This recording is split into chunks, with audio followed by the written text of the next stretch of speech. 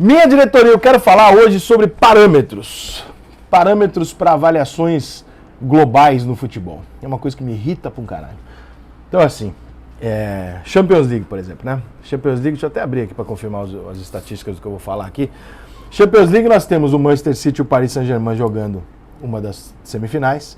E na outra semifinal, né, a gente tem o Real Madrid jogando contra o Liverpool, certo? Desculpa, o Real Madrid jogando contra o Chelsea. O Real Madrid empatou em casa com o Chelsea decide em casa, tem um leve favoritismo, fez um gol fora, começa com 0-0 se classificando, e o Manchester City ganhou do Paris Saint-Germain 2-1, portanto também decide em casa, e é bem possível que Manchester City e Chelsea façam a final da Champions League. O que imediatamente você passa a ouvir no momento em que isso acontece? Olha o modelo do futebol inglês funcionando. E aí, eu tenho uma certa... Como é que eu diria? Eu tenho uma certa restrição a isso, eu vou dizer para vocês porque. Eu estou abrindo aqui a tela da Champions para dizer para vocês por quê. O modelo do futebol inglês ele não existe hoje, né? Ele existe há algum tempo.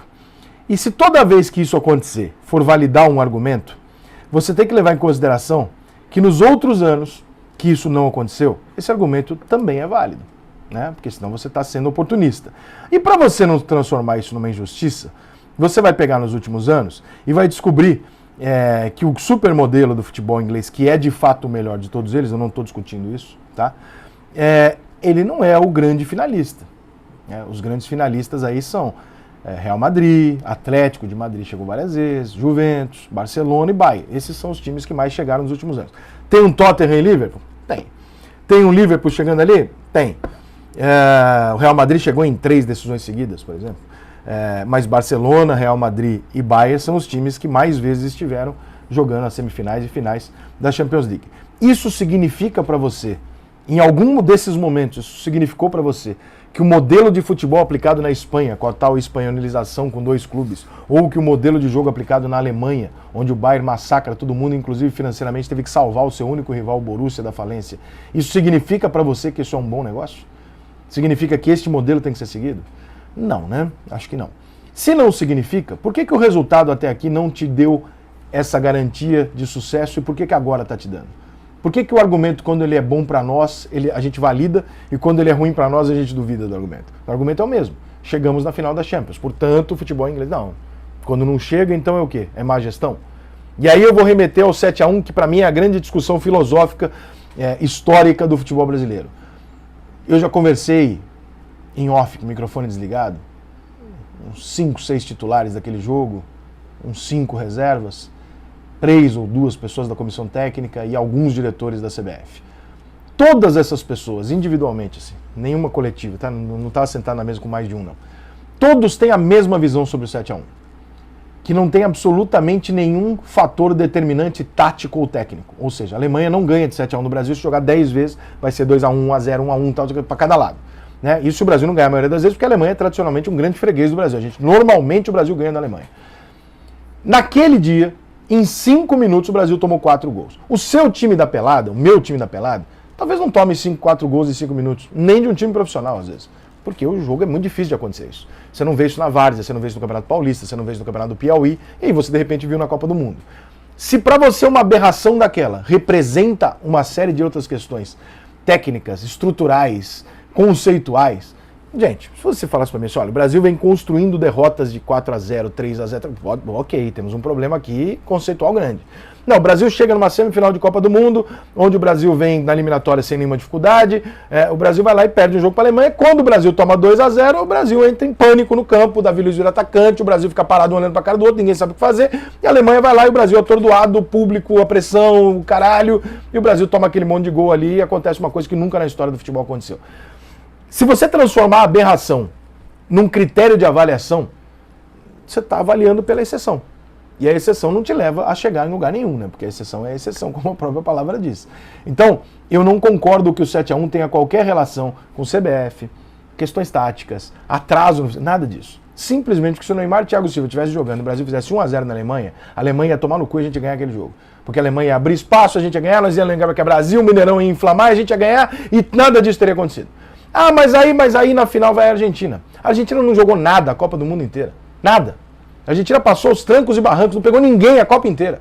Quando a Argentina chega na final, ela tem 2 oportunidades ou 3 de ganhar o jogo da Alemanha. E aí, se ela ganha, significa o quê?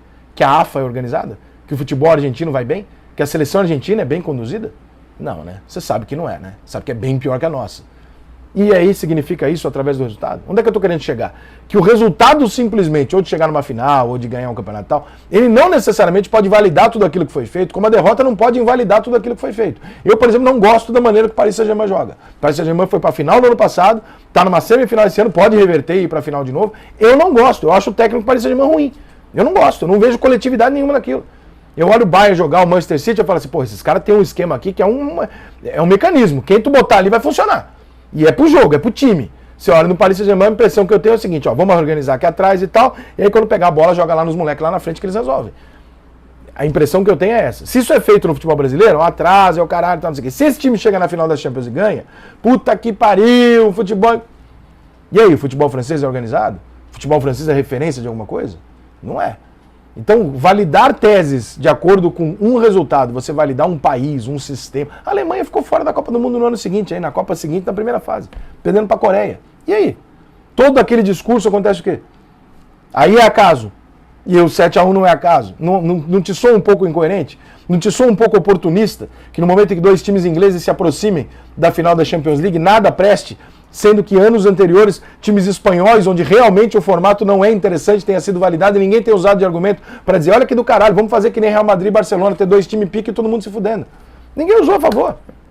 Então agora, para validar um argumento, você usa, né, como se fosse uma regra, aquilo que não necessariamente é uma regra. Então, me incomoda pra caralho o Santos e o Palmeiras chegarem na final da Libertadores e o discurso não se transformar imediatamente em, pô, o futebol brasileiro manda na América do Sul. A gente deita e rola nessa porra. Os dois não estão nem em grande fase, ninguém tava voando e os dois chegaram na final da Libertadores. Ninguém falou isso. A gente não transformou isso em verdade. Aí quando chegam dois times ingleses, não, significa que futebol inglês, não sei o que, lá. Se chegar dois times argentinos, não, significa que o futebol argentino é muito melhor do que a gente na Libertadores, olha como eles lidam. Desculpa, mas esse é um argumento um pouco complicado, né? Assim como a Alemanha, quando perdeu a Copa seguinte da primeira fase, ninguém foi lá e rotulou o futebol alemão de ultrapassado. Nada disso. Ninguém foi falar, o Brasil perdeu porque a CBF é desorganizada e corrupta. Olha só, a CBF é desorganizada e corrupta em 70, 58, em 62, 94, 2002. O que mudou? O Palmeiras ganhou títulos e títulos com corrupção interna. O Corinthians ganhou títulos e títulos com corrupção interna. O São Paulo ganhou títulos e títulos com corrupção interna. O Flamengo ganhou títulos e títulos com corrupção interna. Vasco, todo mundo. Então não é esse o ponto, né? Então acho que a gente podia ser um pouco menos oportunista de pegar resultados isolados e transformar isso numa tese de mestrado para comprovar aquilo que a gente gostaria e não consegue objetivamente. Por quê? Porque é uma opinião sempre muito subjetiva, ok?